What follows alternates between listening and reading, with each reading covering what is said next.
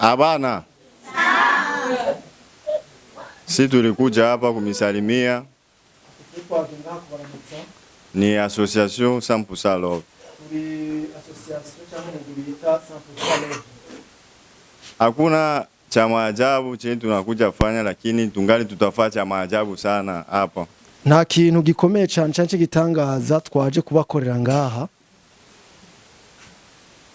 Na tulikuja na hiyo kidogo ya kumsaidia, kama ni siku 2-3 tutamiachia. Ati twabazaniye ibintu bikeyi cyane bishobora kubafasha mu minsi 2 canke iminsi 3 bizoshobora kubafasha. Na tutaendelea kumisaidia, tutaendelea kupambana pamoja na mwe na tutamiacha. Ati tuzobandanya kandi tushakisha hirya no hino, kandi tuzareka nzohagarika kubana turondera hirya no hino. Nikizani hapa naona wengine wanavaa uniforme, nikizani mwote mnasoma hapa. Ati turabona benshi ko bambaye uniforme, turibaza ko mwese musoma, umenga mwese muriga. Mnasoma? Mbega mwese muriga? Muriga. Ndiyo. Wanafunzi.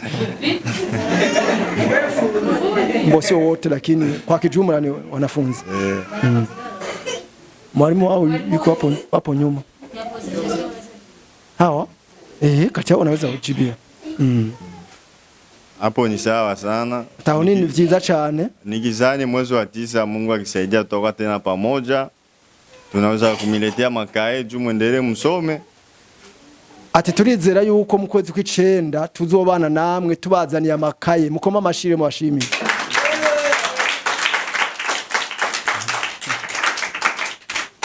Association yetu yakuwa kubwa sana. Ati umugwi wacu association yacu ntiraba nini birenze. Ni association ya 7 personnes, ni watu wadogo sana. Ni association y'abantu bake cyane bagize ku gitigira icindugwe cyonyene. Na tunaenda tunatia franga kidogo kidogo. Ati turagerageza kuza turakusanya canke twegeranya amafaranga make. Sio kusema eti tuko na sponsor, ni franga zinatoka mu mfuko wetu. Nitwovuga ati ntaco dufise abandi bantu badufata mu mugongo, oya, ahubwo nitwebwe amafaranga yacu make turegeranya.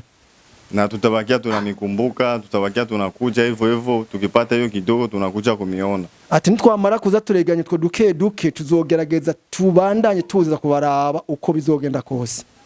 Na kwa siku ya leo nafurahi tena sana kumiona na gisi nimefika hapa kwenu. Ati no munsi rero ndanezerewe cyane n'umunezero kubona nashitse ngaha iwanyu. Na tuko pamoja, acha tuendelee na vingine vya kufanza. Ati kandi turi cari kumwe, reka tubandaye n'ibindi bikorwa bigiye gukurikira.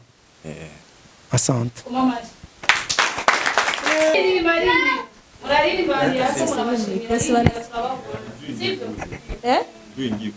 Jinge kule. Ndabaramukije mwese. Amahoro y'Imana bane namwe. Kisha na mimi kwa jina naitwa Irakoze Pelagie. Ati nanje kwizina nitwa Irakoze Pelagie. Mboni mwanafunzi. Atachara munyeshure. Na tulijiunga kama kundi. Twarishize hamwe nk'umugwi. Sio kusema eti tuko matajiri ama tuko na kazi. Sivyo kuvuga ko dufise akazi canke turabatunzi. Ni ile tu moyo tulipenda tuwe tunasaidia watu. Ariko n'umutima w'urukundo kugira ngo dushoboye kuza turafashanya. Kwa yale madogo yenye tunapata. Kuri bijya bikeyi turonka. Na tulifurahi sana gisi mmetupokea. Twanezerewe cyane uburyo mwatwakiriye. Na kila mtu mwenye anajitolea kwa kulea watoto ama kwa kuwasaidia kila kitu, Mungu ambariki. Ati n'umuntu wese agira ico akoze mu kugira ngo afashe bano bana, Imana irushize kumuhezagira. Batuna mengi sana, ni ile tu tulipata, tulipenda tushangie na nyinyi. Ati nta vyinshi twaronse, ariko muri bijya bike twashimye ko twosangira n'aba bana namwe. Na Mungu abariki. Na tena Imana ibahezagire. Amen.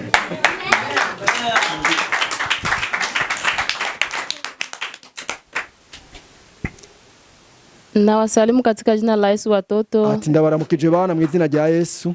Mimi naitwa Marie Chantal. Nanje nitwa Maria Chantal.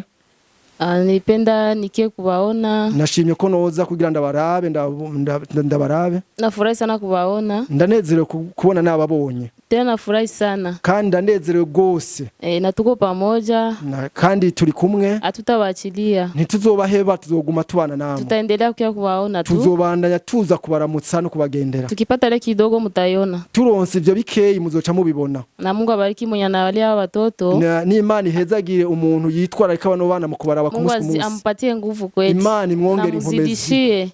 Imwongere inkomezi. Asante. Sawa. Nashukuru sana, Mungu awabariki. Murakoze cyane, Imana ibahezagire.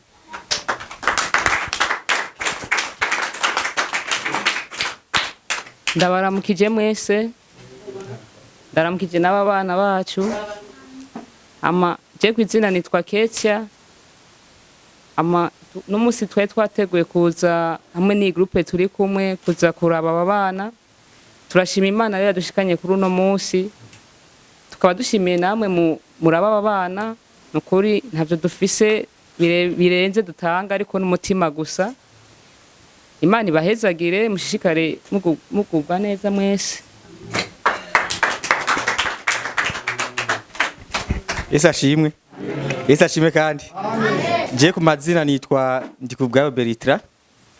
Nkaba naraje ngaha samedi passé tuje kuraba ikigo, tuje kuvisita, twaraganiye nabo twahasanze, batubwira ukuntu bakora n'ukuntu ibintu bimeze. Turavuga ati twega abantu kuvyo turonka bike twamatu twegeranya tuza turaba uko turafasha muri bike turonka.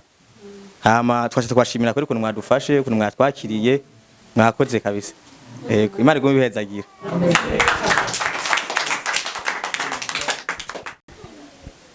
Wamama jambo. Ati mama yambu cyane. Muko bien? Mumeze neza. Mbo, si hapa ni association 100% Love. Ati twebwe turi umugwi 100% Love. Mimi ndo president hapa, visi wangu ni huyu hapa. Tijewe ni jewe umurongozi wayo, icegira canje n'uyu umubona inyuma yiwe. Na hapa ni vile tunatumikana nabo pamoja. Ataba bandi mubona nabo dusanzwe dukorana ivyo bikorwa byo muri 100% Love. Mbo, hapa si tulikuya kutizama watoto. Ata twaje kuraba abana. Hakuna cha maajabu tuliwaletea, ni kitu kadogo tu. Ariko abana na abana bagendana ubumuga ati kandi nta kintu gihambaye twabazaniye, twazanye ikintu gitoyi cyane. Na ako kitu kadogo tuliamua kuacha kamoja hapa na kingine tuliamua kumipatia mwe wazazi. Ati muri utwo tuntu tubiri twazanye kamwe twemeye ko tugasiga ngaha akandi nako tugahereze abana banyu namwebwe.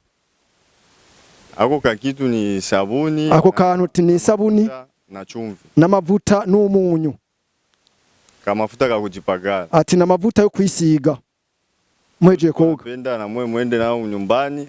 Mtaona saidia watoto hata mwe siku 2-3 hivi. Ati twashimye yuko namwe tubaha kwa amavuta n'uwo munyu kugira ngo namwe imisi 2 cyangwa imisi 3 bize bibafashe muhiri wanyu. Na watoto wakikuja hapa nikizani ile siku 3, 2, 4 watakula. Ati mugihe baza bavuye muri vacances bakaza ngaha abana baza basanga ico bashobora gufungura ari umunsi umwe ari imisi 2 ari imisi 3 bize biba bibaye.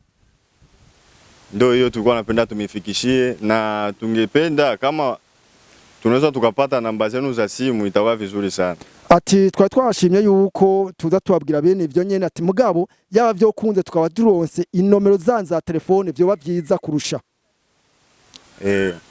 Mwenye anataka kuacha namba ya simu utapita hapa kwa sekretari wetu. Umuntu yifuza gutanga inomero za telefone ziwe aze kwegera umwanditsi wabo azimuhe. Nikizani vitu ndio hivi hapa tunataka tupane kwa kila mtu mmoja mmoja. Ati ngibi bya bintu twabemerera tugomba tubitange umumwe wese tumuhereze.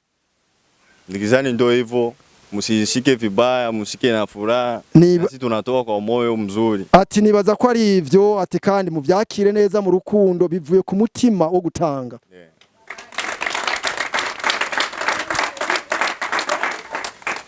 Tunashukuru sana kwa kutupokea kwa amani na furaha na upendo. Ati turashimye cyane mwatwakiriye mu rukundo n'umunezero n'amahoro.